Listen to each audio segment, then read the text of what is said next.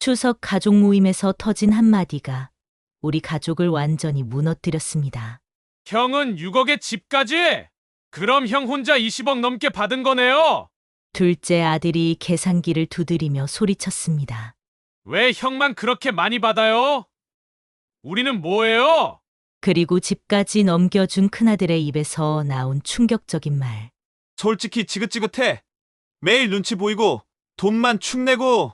75살, 평생 모은 재산으로 아이들이 서로 원수가 되는 모습을 지켜봐야 했습니다. 이 가족에게 무슨 일이 있었던 걸까요? 이야기 지금 시작합니다. 나는 김정숙, 올해로 75입니다. 지금까지 살아오면서 이렇게 마음이 허전하고 쓸쓸한 적이 있었나 싶습니다. 남편이 떠난 지 벌써 석 달이 흘렀지만 아직도 그날이 생생합니다. 남편은 지난해 말 췌장암 진단을 받았습니다. 의사는 6개월이라 했지만 그는 더 오래 버텼습니다. 그 사람 성격이 그랬습니다. 포기할 줄 모르는 사람이었지요. 젊은 시절 국밥집 한 그릇으로 시작해서 섬유 공장까지 일궈낸 사람이었습니다. 평생을 함께 일궈온 동반자였는데 그래도 마지막까지 내 손을 꼭 잡고 있었습니다. 정수가 아이들 잘 부탁한다. 그 말이 남편의 마지막 말이었습니다. 나는 그때 약속했습니다. 우리가 평생 모은 재산, 아이들이 잘 나눠 갖도록 하겠다고. 하지만 장례식장에서부터 뭔가 이상했습니다. 물론 아이들은 모두 와서 곡을 했습니다.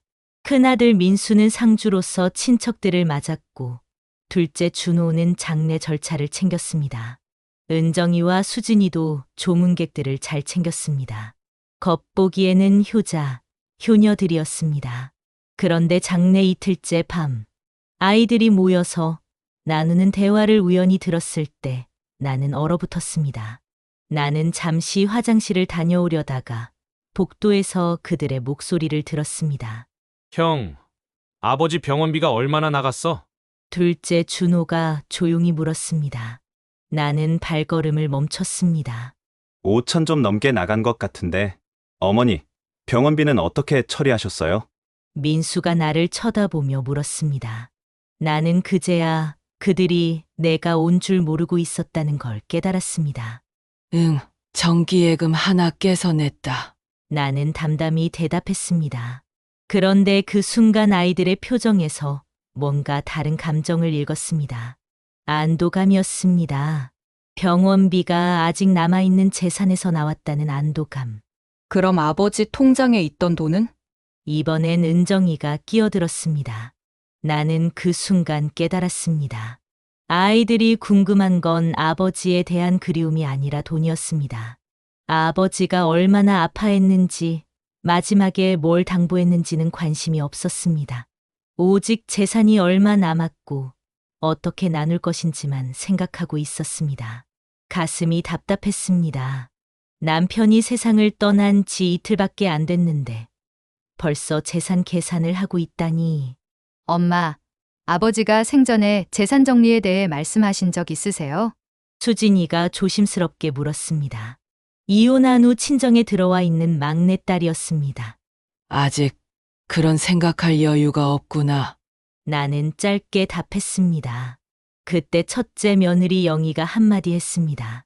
어머니, 저희가 도와드릴 일이 있으시면 언제든 말씀하세요. 어머니 혼자 계시기 어려우실 텐데. 겉으로는 걱정하는 말이었지만 나는 그 말 속에 숨은 뜻을 알아차렸습니다. 혼자 계시면 위험하니까 우리가 관리해 드릴게요. 라는 뜻이었습니다. 그 순간 남편의 마지막 말이 다시 떠올랐습니다. 아이들 잘 부탁한다고 했는데 정작 아이들은 나를 부탁받을 생각은 없는 것 같습니다. 장례를 마치고 집에 돌아와서도 전화가 끊이지 않았습니다.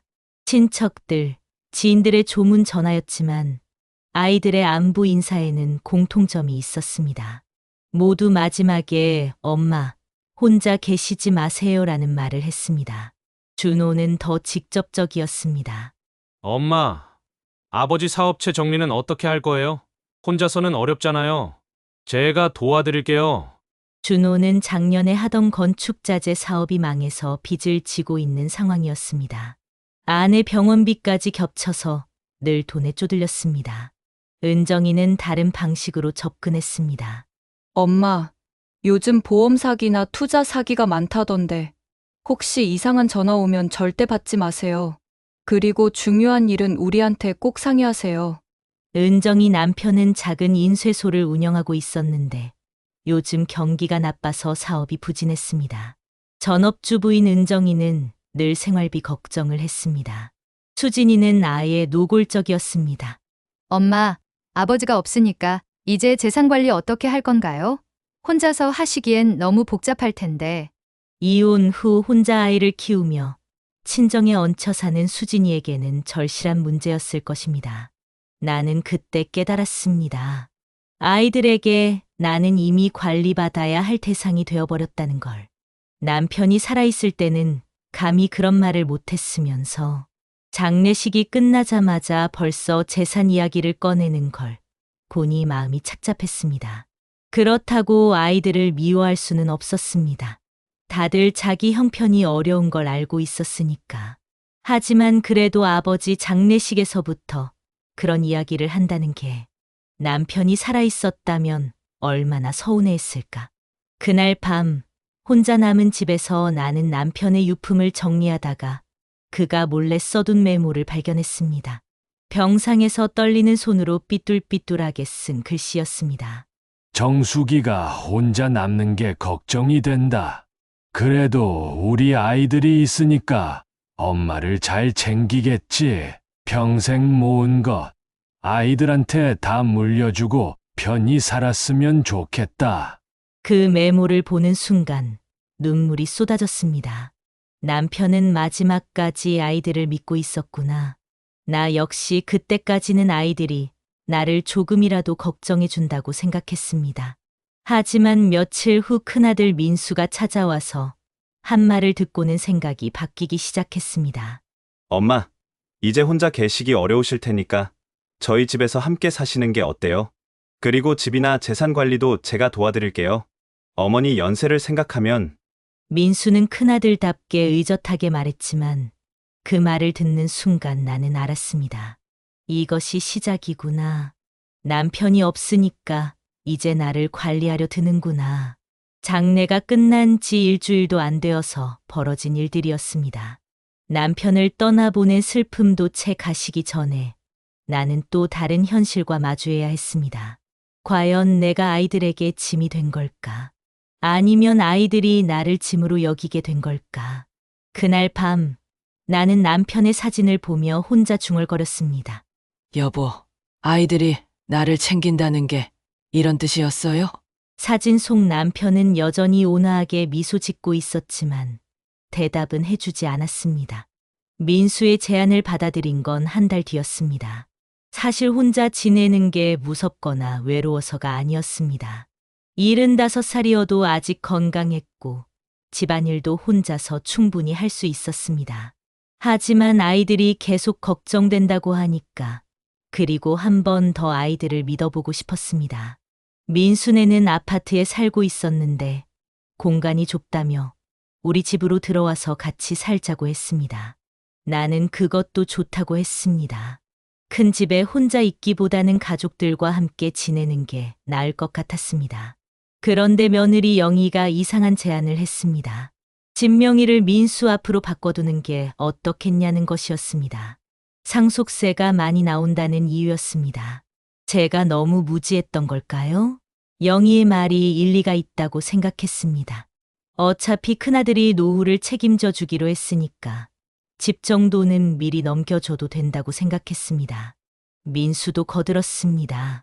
자신들이 어머니를 모시겠다고 약속했으니 집명의 같은 건 신경 쓰지 말라고 했습니다. 그 말에 나는 집명의를 민수 앞으로 바꿨습니다. 그때만 해도 나는 이것이 가족 간의 자연스러운 일이라고 생각했습니다.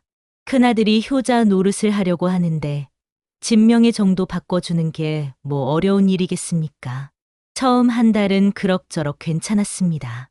민수는 아침마다 안부를 묻고 출근했고 영희는 밥도 해주고 빨래도 해줬습니다. 손자, 손녀들도 할머니라고 반갑게 인사했습니다. 나는 이게 바로 3대가 함께 사는 화목한 가정이구나 싶었습니다. 하지만 한 달이 지나면서부터 미묘한 변화가 시작됐습니다. 가장 먼저 느낀 건 식사 시간이었습니다. 처음에는 함께 식사를 했는데 점점 따로 먹는 일이 많아졌습니다. 영희가 자신들은 늦게 먹으니까 먼저 드시라고 했습니다. 그러더니 아예 내 목만 따로 상을 차려주기 시작했습니다. 그리고 작은 일들이 하나씩 달라지기 시작했습니다. 리모컨을 내가 만지면 은근히 불편한 표정을 지었습니다. 거실에서 내가 TV를 보고 있으면 온 가족이 방으로 들어가 버렸습니다. 그런데 정말 충격적인 건 생활비 이야기였습니다. 어머니, 이제 가족이 늘어나니까 생활비도 많이 들어요. 전기세, 가스비, 관리비. 어머니 목도 계산하면 한 달에 150만 원 정도는 나와야 할 것 같아요. 영희가 조심스럽게 꺼낸 말이었습니다. 처음에는 당연하다고 생각했습니다. 내가 여기서 먹고 자는데 생활비를 내는 게 맞다고 생각했습니다. 그런데 시간이 갈수록 요구 금액이 늘어났습니다. 손자들 학원비, 병원비, 약감, 이런저런 명목으로 200만 원, 250만 원. 한 달에 받는 연금의 2배가 넘는 돈을 요구했습니다. 나는 묵묵히 생활비를 줬습니다. 어차피 혼자 살아도 돈은 들어가는 거니까 하는 마음이었습니다.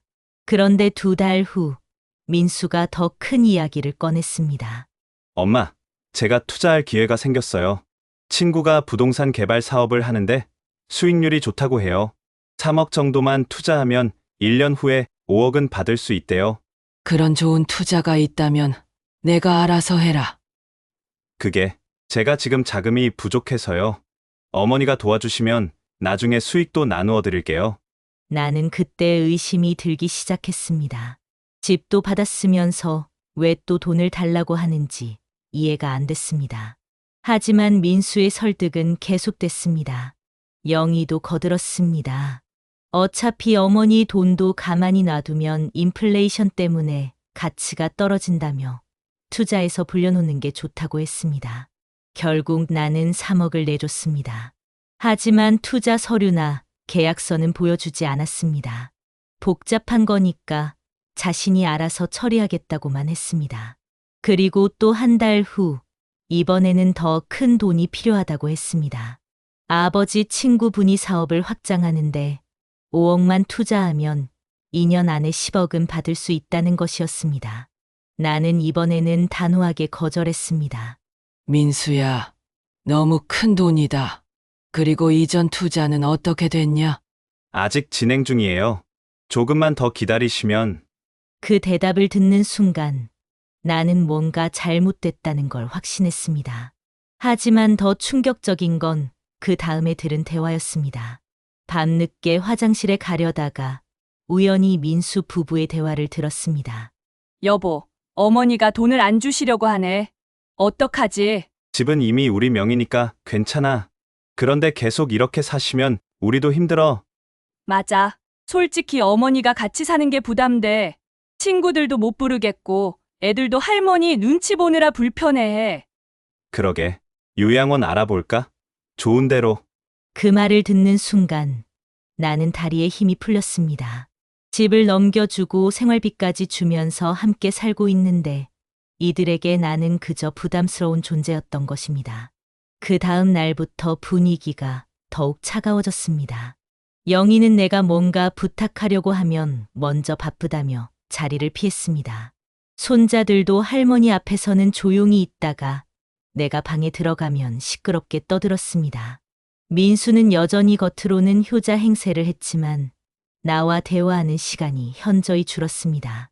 대화도 주로 돈 이야기뿐이었습니다. 나는 그때 깨달았습니다. 내가 이 집에서 원하는 건 단순했습니다.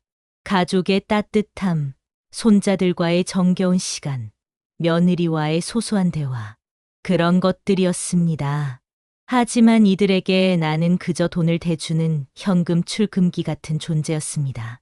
더욱 서글픈 건 내가 준 돈이 정말 투자에 쓰였는지도 의심스러웠습니다. 민수는 새 차를 샀고 영희는 비싼 옷을 입고 다녔습니다. 아이들 학원비라더니 학원을 그만둔다는 소리도 들었습니다. 그날 밤 나는 남편의 사진을 보며 혼자 중얼거렸습니다. 여보, 내가 너무 순진했나 봐. 아이들이 날 모신다는 게 이런 뜻이었구나. 사진 속 남편은 여전히 온화하게 미소 짓고 있었지만 나는 이제 그 미소가 안타깝게 느껴졌습니다. 남편도 자신이 죽고 나서 이런 일이 벌어질 줄은 몰랐을 것입니다. 집 명의를 넘겨준 지 석 달. 나는 이제 내 집에서 눈치를 보며 살고 있었습니다. 큰아들 민수와의 생활이 불편해지기 시작할 무렵 다른 자녀들도 하나둘씩 찾아오기 시작했습니다. 물론 안부를 묻기 위해서라고 했지만 진짜 목적은 따로 있었습니다. 둘째 아들 준호가 먼저 찾아왔습니다. 건축자재 사업을 하다가 작년에 망한 후로는 계속 어려운 상황이었습니다. 준호는 형과 달리 직설적이었습니다. 엄마, 제가 빚이 좀 있어요. 은행에서 독촉이 와서 3억 정도만 도와주시면 안 될까요? 나는 놀랐습니다. 민수에게 투자금으로 준 돈과 똑같은 금액이었습니다. 준호야, 그렇게 큰 돈을. 엄마, 형은 집까지 받았잖아요. 저는 아직 아무것도 못 받았는데 이것 정도는 도와주셔야 하는 거 아닌가요? 준호의 말에는 서운함이 묻어 있었습니다. 형만 집을 받았다는 것에 대한 불만이었습니다. 나는 그제야 깨달았습니다. 민수에게 집을 넘겨준 것이 다른 자녀들에게는 불평등으로 느껴졌다는 것을요. 결국 나는 준호에게도 3억을 주었습니다. 하지만 준호의 아내가 한 말이 더 충격적이었습니다. 어머니, 사실 남편 병원비도 많이 들어요. 당뇨 합병증으로 계속 치료받고 있거든요. 앞으로도 병원비가 많이 필요할 것 같아요. 준호가 당뇨병을 앓고 있다는 건 알고 있었지만 합병증까지 생겼다는 건 처음 듣는 얘기였습니다. 아들의 건강이 걱정되기도 했지만 동시에 이것이 또 다른 돈 요구의 명분이 될까 봐 불안했습니다. 일주일 후에는 첫째 딸 은정이가 찾아왔습니다. 은정이는 전업주부로 살면서 남편의 인쇄소 사업을 도와주고 있었는데 요즘 경기가 나빠서 어렵다고 했습니다. 엄마, 아이들 교육비가 너무 많이 들어요. 큰아이는 고3인데 재수학원까지 생각하면, 그리고 작은아이도 예고를 준비하는데 비용이 만만치 않아요. 은정이의 요구는 2억이었습니다. 교육비 명목이었지만 사실은 남편 사업 자금이 필요한 것 같았습니다. 은정이는 눈물까지 보였습니다. 엄마, 저희만 이렇게 어려워요.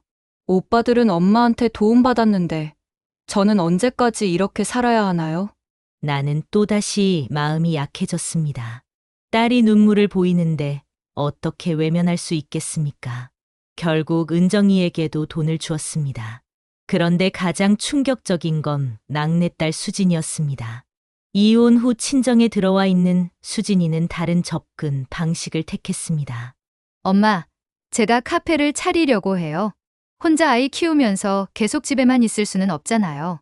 경제적으로 독립해야죠. 수진이의 계획은 그럴듯했습니다. 카페 창업 자금으로 5억이 필요하다고 했습니다. 다른 형제들보다 훨씬 큰 금액이었습니다. 수진아, 너무 큰 돈 아니냐? 엄마, 오빠들 다 받았잖아요. 첫째 오빠는 집까지 받았고요. 저만 아무것도 못 받고 이렇게 살 수는 없어요. 그리고 이건 사업 투자예요. 나중에 성공하면 갚을 수도 있고요. 수진이의 말에도 일리가 있었습니다. 다른 자녀들은 모두 도움을 받았는데 수진이만 제외할 수는 없었습니다. 게다가 이혼 후 혼자 아이를 키우는 처지를 생각하면 더욱 안타까웠습니다. 하지만 5억은 너무 큰 돈이었습니다. 나는 고민 끝에 3억만 주겠다고 했습니다. 그러자 수진이의 표정이 확 변했습니다. 엄마, 오빠들은 다 원하는 만큼 받았는데 저만 깎으시는 거예요? 그게 아니라 아, 딸이라서 그런가요? 아들들은 다 챙겨주시면서 딸은 차별하시는 거예요? 수진이의 말에 마음이 찔렸습니다. 차별하려던 건 아니었는데 그렇게 받아들여질 줄은 몰랐습니다. 결국 나는 수진이에게도 5억을 주었습니다. 이렇게 해서 반년 만에 나는 자녀들에게 총 13억이라는 거금을 준 셈이었습니다. 민수에게 집과 투자금 3억, 준호에게 3억, 은정이에게 2억, 수진이에게 5억. 계산해 보니 등골이 서늘했습니다. 그런데 더 충격적인 건 이것으로 끝이 아니라는 것이었습니다. 한 달 후, 민수가 또다시 찾아왔습니다. 엄마, 이전 투자가 잘 안 되고 있어요. 추가로 투자를 해야 원금이라도 찾을 수 있을 것 같아요. 무슨 소리냐? 확실하다고 했잖아. 시장 상황이 변했어요. 어쩔 수 없어요. 나는 그때 민수가 말하는 투자는 처음부터 거짓말이었을 가능성이 높다는 것을 알았지만 이미 돈을 준 상황에서 추가로 안 주면 그마저도 날릴 것 같아서 어쩔 수 없이 또 돈을 주었습니다. 준호도 마찬가지였습니다. 병원비가 계속 든다며 추가 지원을 요청했습니다. 은정이는 아이들 학원비가 올랐다며 또 돈을 달라고 했습니다. 수진이는 카페 인테리어 비용이 추가로 필요하다고 했습니다. 나는 그제야 깨달았습니다. 한 번 돈을 주기 시작하면 끝이 없다는 것을요. 아이들에게 나는 마르지 않는 샘물 같은 존재였습니다. 필요할 때마다 와서 퍼가는, 더욱 화가 났던 건 아이들이 받은 돈을 제대로 쓰지 않는다는 것이었습니다. 준호는 새 차를 샀고 은정이는 명품 가방을 들고 다니기 시작했습니다. 수진이는 카페는 안 차리고 아이와 함께 해외여행을 다녀왔습니다. 민수는 여전히 투자 얘기만 했지만 정작 투자 관련 서류는 한 장도 보여주지 않았습니다. 오히려 새 집을 알아보고 있다는 소리를 들었습니다. 나는 점점 지쳐갔습니다. 자녀들과 만나는 것 자체가 부담스러워졌습니다. 전화가 올 때마다 또 무슨 일인지, 또 돈 달라는 얘기는 아닌지 걱정이 되었습니다. 그런데 가장 서글픈 건 돈을 준 후에는 연락이 뚝 끊긴다는 것이었습니다. 돈이 필요할 때만 효녀가 되었다가 받고 나면 며칠씩 연락도 없었습니다. 어느 날 밤 나는 통장을 들여다보며 한숨을 쉬었습니다. 남편과 평생 모은 재산이 이렇게 빠르게 줄어들고 있었습니다. 이 속도라면 몇 년 안에 바닥이 날 것 같았습니다. 그때 남편의 목소리가 들리는 것 같았습니다. 정수가, 아이들이 이럴 줄 몰랐어. 나도 몰랐습니다. 내 아이들이 이렇게 될 줄은 정말 몰랐습니다. 내가 자녀들에게 돈을 나누어 준 지 8개월이 지났습니다. 그동안 평화로웠던 가족 모임에 균열이 생기기 시작했습니다. 문제는 아이들이 서로 얼마를 받았는지 알게 되면서부터였습니다. 추석을 앞두고 온 가족이 모인 자리에서 일이 터졌습니다. 나는 민수 집에서 지내고 있었고 다른 자녀들이 차례로 찾아왔습니다. 처음에는 화기애애한 분위기였습니다. 아이들이 서로 안부를 묻고 손자, 손녀들이 뛰어다니며 놀았습니다. 그런데 저녁 식사 후 아이들끼리 이야기를 나누다가 폭탄이 터졌습니다. 시작은 수진이었습니다. 민수가 집을 넘겨받은 것에 대해 물어보더니 자연스럽게 각자가 받은 돈 이야기로 넘어갔습니다.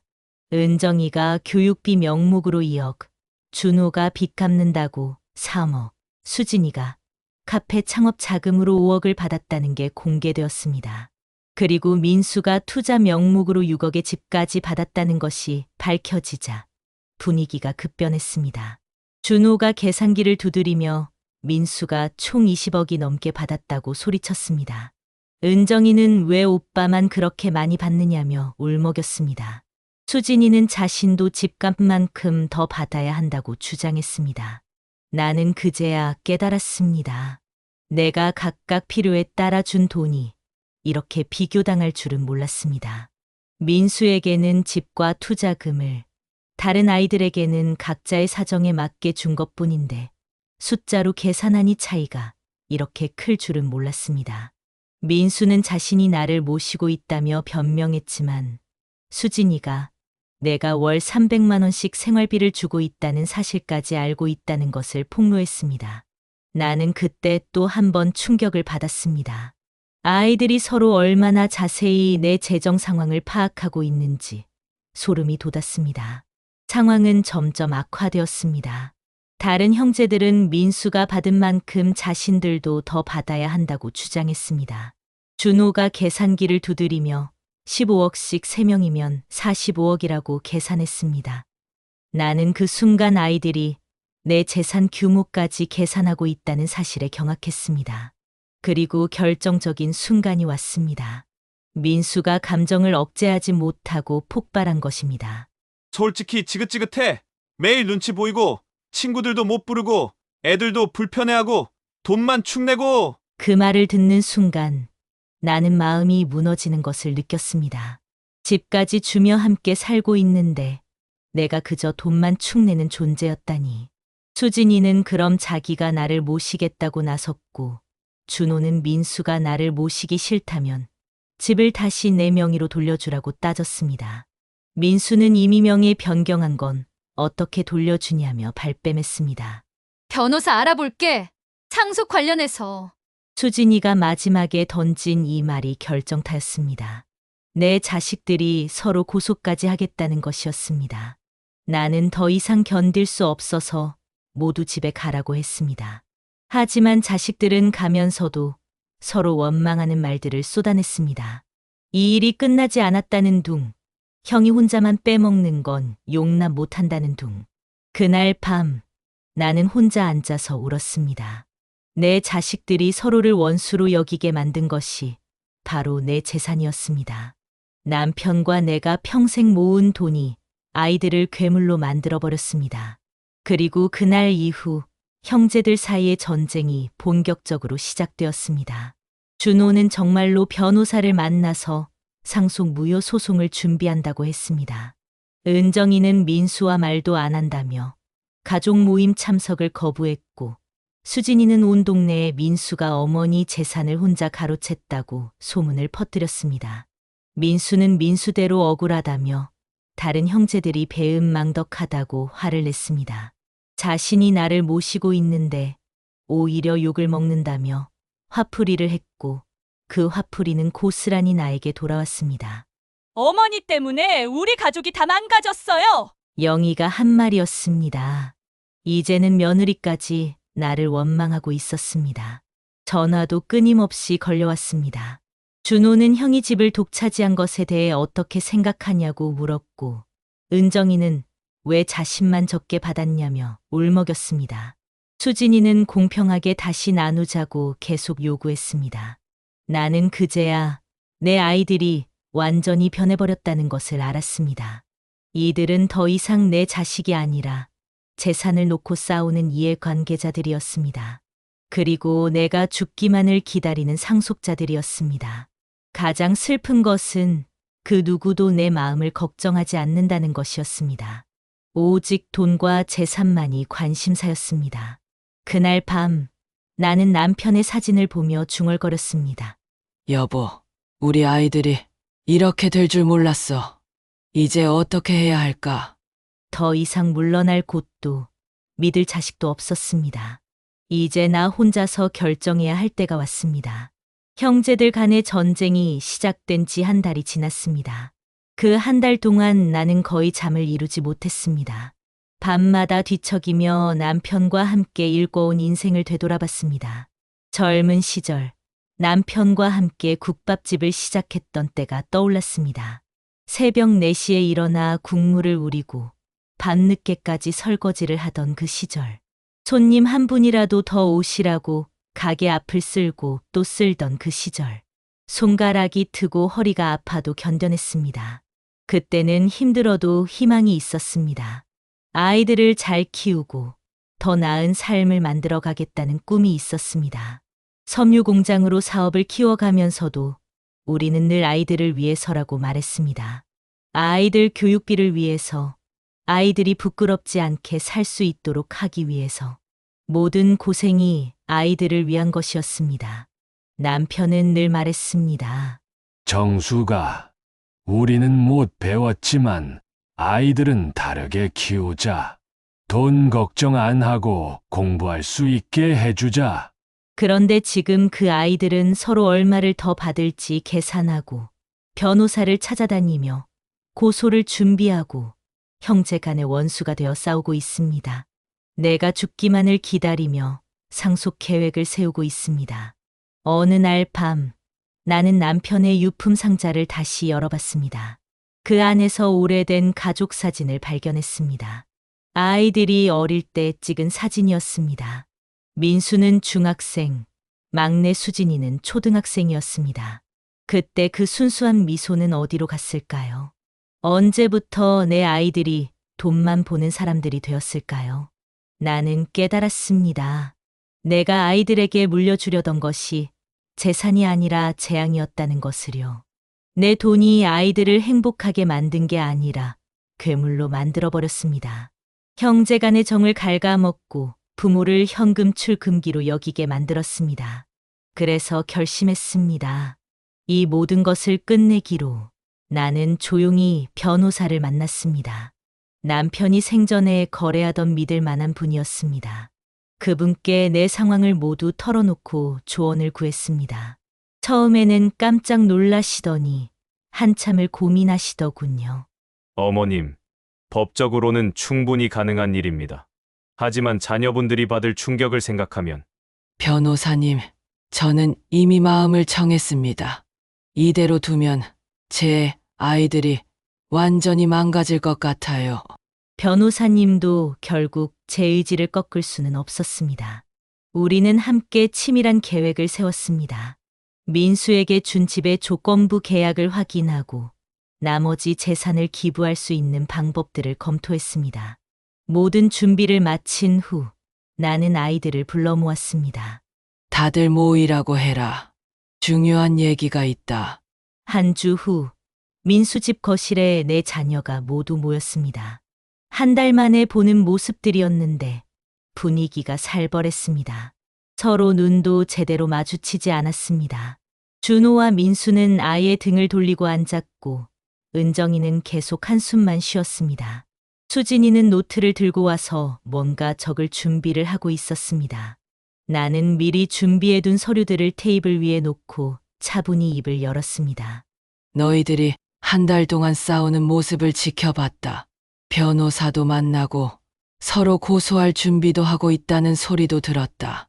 아이들은 모두 고개를 숙였습니다. 죄책감보다는 들킨 것에 대한 당황스러움이 더 커 보였습니다. 이제 내가 말할 테니 끝까지 들어라. 나는 첫 번째 서류를 들어 올렸습니다. 먼저 민수야, 내가 받은 집 말이다. 집 명의를 얘 앞으로 바꿔준 것은 내가 나를 모시겠다고 약속했기 때문이다. 민수의 얼굴이 굳어졌습니다. 나는 이미 변호사를 통해 그 집에 조건을 걸어뒀다. 간병과 생활비, 조건부 계약이다. 내가 나를 제대로 모시지 않으면 그 집은 언제든 다시 내 것이 될 수 있다. 이 말에 모든 자녀들이 놀란 표정을 지었습니다. 특히 민수는 창백해졌습니다. 영희는 남편의 팔을 붙잡고 불안한 눈빛을 보냈습니다. 나는 계속해서 말을 이어갔습니다. 그리고 지난 1년 동안 너희들에게 준 돈들, 민수 6억, 준호 3억, 은정이 2억, 수진이 5억, 총 16억이다. 아이들이 서로 눈치를 보며 불안해했습니다. 나는 그 돈들이 어떻게 쓰였는지 다 알고 있다. 투자는 없었고, 병원비도 과장됐고, 교육비는 다른 용도로 쓰였고, 카페는 아예 차리지도 않았다. 수진이가 얼굴을 붉혔습니다. 다른 아이들도 마찬가지였습니다. 이미 준 돈은 되돌리라고 하지 않겠다. 하지만 앞으로는 단 한 푼도 더 주지 않을 것이다. 그리고 나는 가장 중요한 발표를 했습니다. 남은 재산은 모두 사회에 기부하기로 했다. 순간 거실이 조용해졌습니다. 바늘 떨어지는 소리도 들릴 것 같았습니다. 아이들은 믿을 수 없다는 표정으로 나를 바라봤습니다. 너희 아버지와 내가 평생 모은 돈으로 장학재단을 만들 것이다. 어려운 환경에서도 공부하고 싶어 하는 아이들을 도울 것이다. 수진이가 먼저 입을 열었습니다. 엄마, 그럼 우리는 너희들은 이미 충분히 받았다. 그리고 이제부터는 너희 힘으로 살아야 한다. 준호가 벌떡 일어났습니다. 엄마, 그건 너무하잖아요. 자식이면 부모를 사랑해야지. 재산만 노려서는 안 되는 거 아니냐? 내 말에 아이들은 모두 할 말을 잃었습니다. 지난 1년을 보니 너희들에게 돈을 더 주는 것은 독이 될 뿐이다. 서로 원수가 되게 만들고 부모를 돈으로만 보게 만든다. 아이들은 모두 충격에 빠져 있었습니다. 수진이가 울면서 매달리고 은정이도 눈물을 흘리며 애원했습니다. 자신들이 엄마 자식이라는 말, 잘못했다며 용서해달라는 말들이 쏟아졌습니다. 하지만 나는 단호했습니다. 용서는 하지만 결정은 바꾸지 않겠다고 했습니다. 이제야 내 인생의 마지막 장을 내가 직접 쓰는구나. 그리고 방으로 들어갔습니다. 밖에서는 아이들이 서로 원망하는 소리, 울음소리가 들렸습니다. 하지만 나는 처음으로 마음이 편했습니다. 그리고 1년 후, 내 선택 후 1년이 흘렀습니다. 예상했던 대로 아이들의 반응은 격렬했습니다. 처음 몇 주 동안은 매일 전화가 왔습니다. 울면서 용서를 빌기도 하고 화를 내며 항의하기도 했습니다. 민수는 조건부 계약을 무효화하려고 변호사를 찾아다녔지만 법적으로 하자가 없다는 것을 확인하고는 체념했습니다. 하지만 나를 모시는 태도는 완전히 달라졌습니다. 이제는 정말로 간병을 해야 하는 처지가 되었으니까요. 영희도 처음에는 불만이 많았지만 집이 다시 내 명의로 넘어갈 수 있다는 사실을 알고 나서는 조심스러워졌습니다. 준호는 가장 빨리 현실을 받아들였습니다. 더 이상 엄마한테 의존할 수 없다는 것을 깨닫고는 작은 치킨집을 차렸습니다. 밤늦게까지 일하느라 힘들어 있지만 예전처럼 돈을 요구하는 전화는 오지 않습니다. 오히려 가끔 안부 전화를 하며 장사 이야기를 들려줍니다. 은정이는 한동안 원망의 말을 많이 했습니다. 하지만 몇 달 후부터는 마트에서 파트타임으로 일을 시작했습니다. 오랜만에 일하는 게 힘들다고 하면서도 목소리에는 활기가 돌아왔습니다. 수진이는 가장 충격이 컸던 것 같습니다.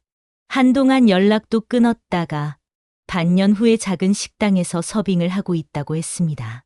이혼 후 처음으로 제 힘으로 돈을 벌어보는 거라며 힘들지만 뿌듯하다는 말을 했습니다. 나는 변호사를 통해 장학재단 설립을 진행했습니다. 김정수 박현수 장학재단이라는 이름으로 어려운 환경의 학생들에게 학비를 지원하는 재단입니다. 첫 장학생들을 선발하는 날, 나는 남편의 사진을 품고 갔습니다. 장학금을 받는 아이들의 눈빛에서 희망을 보았습니다. 내 자식들이 잃어버린 그 순수함을 말이에요. 한 아이는 편지에 이렇게 썼더군요.